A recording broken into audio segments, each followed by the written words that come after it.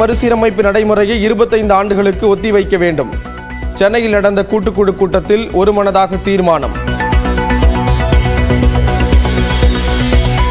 நாடாளுமன்றத்தில் தென் மாநிலங்களின் பிரதிநிதித்துவத்தை குறைக்க விட மாட்டோம் என முதலமைச்சர் மு.க. ஸ்டாலின் உறுதி. அரசியல் மற்றும் சட்ட நடவடிக்கைகளை வரையறுக்க வல்லுநர் குழு அமைக்க பரிந்துரை. இந்த குழுவிற்கு நியாயமான தொகுதி மறுசீரமைப்புக்கான கூட்டு நடவடிக்கை குழு என்று பெயரிட நான் முன்மொழிகிறேன். மக்கள் தொகை அடிப்படையில் மறுசீரமைப்பு செய்தால் பாஜக செல்வாக்குள்ள வட மாநிலங்களில் தொகுதிகள் அதிகரிக்கும் என கேரள முதலமைச்சர் பினராயி விஜயன் குற்றச்சாட்டு. கட்சி வேறுபாடுகளை களைந்து போராடுவோம் என தெலுங்கானா முதல்வர் ரேவந்த் ரெட்டி உறுதி. தொகுதி மறுவரையறை தொடர்பான அடுத்த கூட்டுக்குழு கூட்டம் ஹைதராபாத்தில் நடைபெறும் என அறிவிப்பு. கூட்டு நடவடிக்கை குழுவினர் பிரதமரை சந்தித்து மனு அளிக்க திட்டம் என கூட்டத்திற்கு பிறகு கனிமொழி எம்பி பேட்டி. திமுக அரசை கண்டித்து தமிழ்நாடு முழுவதும் பாஜகவினர் போராட்டம். தொகுதி மறுசீரமைப்பு தொடர்பான கூட்டம் நாடகம் என அண்ணாமலை குற்றச்சாட்டு.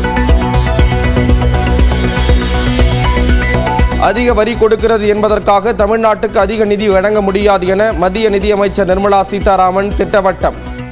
திமுக திசை திருப்பும் அரசியல் செய்வதாக குற்றச்சாட்டு. லாங்குவேஜ் பாலிசி, டீலிமிட்டேஷன், இப்படியாக நம்மளோட திசை திருப்பறதுக்கு முயற்சி நிறைய நடக்குது.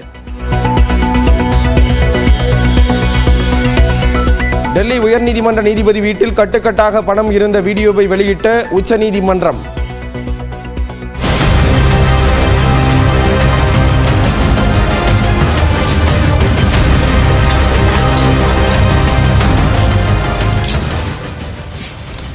பணம் கண்டெடுக்கப்படவில்லை என தீயணைப்புத் துறை கூறிய நிலையில் திடீர் திருப்பம்.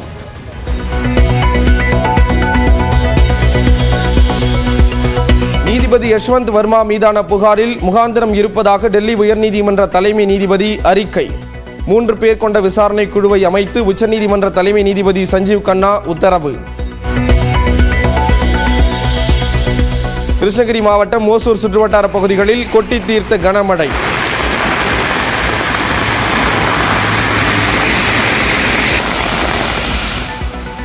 தூத்துக்குடி மாவட்டத்தில் 2வது நாளாக பெய்த மழையால் தாழ்வான இடங்களில் தேங்கிய தண்ணீர்.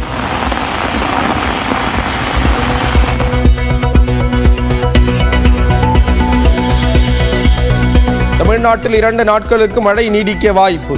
வானிலை ஆய்வு மையம் கணிப்பு. மரக்காணம் கள்ளச்சாராய உயிரிழப்பு சம்பவத்தின் போது பணியில் இருந்த 6 காவலர்களுக்கு கட்டாய பணி ஓய்வு. விழுப்புரம் சரக டிஐஜி திஷா மிட்டல் உத்தரவு. நெல்லையில் ஓய்வு பெற்ற காவல் ஆய்வாளர் கொலை தொடர்பாக 11ஆம் வகுப்பு மாணவர் கைது. குடும்பத்திற்கு பாதுகாப்பு இல்லை என ஜாகிர் ஹுசேன் மகன் வீடியோ வெளியிட்ட நிலையில் வீட்டில் துப்பாக்கி ஏந்திய காவலர்கள் நிறுத்தம். நடிகர் சுஷாந்த் சிங்கின் மரணம் கொலை அல்ல, தற்கொலை. 4.5 ஆண்டுகளுக்கு பிறகு இறுதி விசாரணை அறிக்கையை தாக்கல் செய்த சிபிஐ. ஏப்ரல் 5ஆம் தேதி அரசுமுறை பயணமாக இலங்கை செல்கிறார் பிரதமர் நரேந்திர மோடி. மீனவர் பிரச்சினைக்கு தீர்வு காண நடவடிக்கை எடுக்கப்படுமா என எதிர்பார்ப்பு. மருத்துவமனையிலிருந்து இன்று வீடு திரும்புகிறார் போப் பிரான்சிஸ். 2 மாதங்களுக்கு வாட்டிகனில் ஓய்வெடுப்பார் என தகவல். துருக்கியில் அதிபர் எர்டோகனுக்கு எதிராக நாளுக்கு நாள் வலுக்கும் போராட்டம். இஸ்தான்புல் மேயர் கைதுக்கு எதிர்ப்பு தெரிவித்து நடந்த போராட்டத்தில் மோதல்.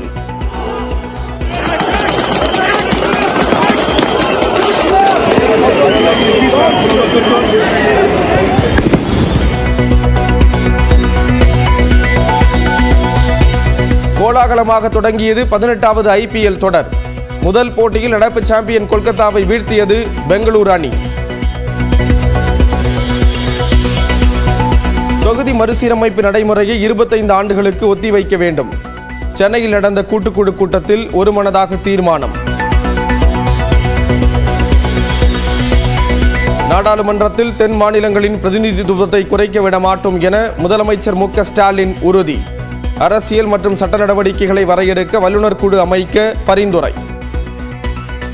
இந்த குழுவிற்கு நியாயமான தொகுதி மறுசீரமைப்புக்கான கூட்டு நடவடிக்கை குழு என்று பெயரிட நான் முன்மொழிகிறேன்.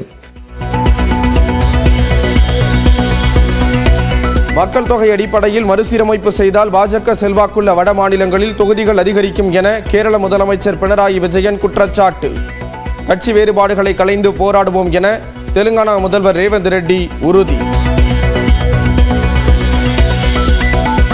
தொகுதி மறுவரையறை தொடர்பான அடுத்த கூட்டுக்குழு கூட்டம் ஹைதராபாத்தில் நடைபெறும் என அறிவிப்பு. கூட்டு நடவடிக்கை குழுவினர் பிரதமரை சந்தித்து மனு அளிக்க திட்டம் என கூட்டத்திற்கு பிறகு கனிமொழி எம்பி பேட்டி. திமுக அரசை கண்டித்து தமிழ்நாடு முழுவதும் பாஜகவினர் போராட்டம். தொகுதி மறுசீரமைப்பு தொடர்பான கூட்டம் நாடகம் என அண்ணாமலை குற்றச்சாட்டு. அதிக வரி கொடுக்கிறது என்பதற்காக தமிழ்நாட்டுக்கு அதிக நிதி வழங்க முடியாது என மத்திய நிதியமைச்சர் நிர்மலா சீதாராமன் திட்டவட்டம். திமுக திசை திருப்பும் அரசியல் செய்வதாக குற்றச்சாட்டு.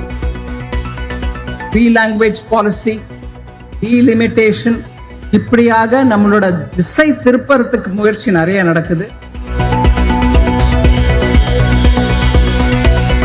டெல்லி உயர்நீதிமன்ற நீதிபதி வீட்டில் கட்டுக்கட்டாக பணம் இருந்த வீடியோவை வெளியிட்ட உச்சநீதிமன்றம்.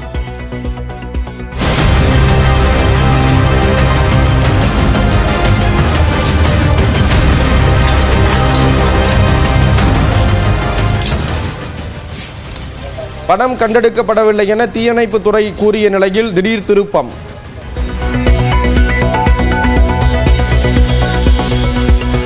நீதிபதி யஷ்வந்த் வர்மா மீதான புகாரில் முகாந்திரம் இருப்பதாக டெல்லி உயர்நீதிமன்ற தலைமை நீதிபதி அறிக்கை. 3 பேர் கொண்ட விசாரணை குழுவை அமைத்து உச்சநீதிமன்ற தலைமை நீதிபதி சஞ்சீவ் கண்ணா உத்தரவு. கிருஷ்ணகிரி மாவட்டம் ஓசூர் சுற்றுவட்டார பகுதிகளில் கொட்டி தீர்த்த கனமழை.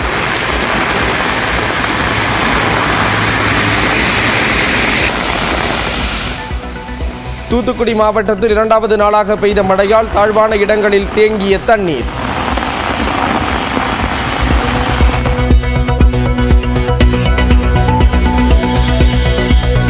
தமிழ்நாட்டில் 2 நாட்களுக்கு மழை நீடிக்க வாய்ப்பு. வானிலை ஆய்வு மையம் கணிப்பு. மரக்காணம் கள்ளச்சாராய உயிரிழப்பு சம்பவத்தின் போது பணியில் இருந்த 6 காவலர்களுக்கு கட்டாய பணி ஓய்வு. விழுப்புரம் சரக டிஐஜி திஷா மிட்டல் உத்தரவு.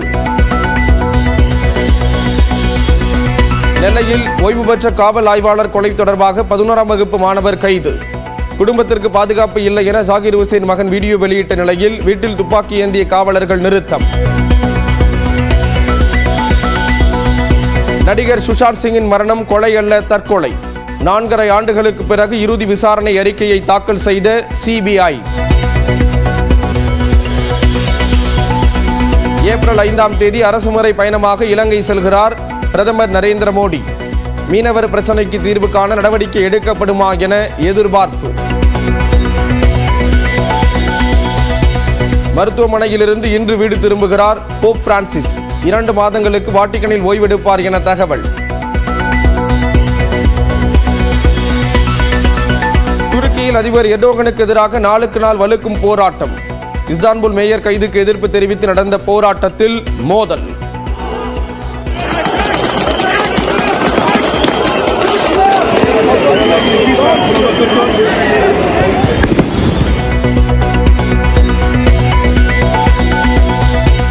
கோலாகலமாக தொடங்கியது 18வது IPL தொடர்.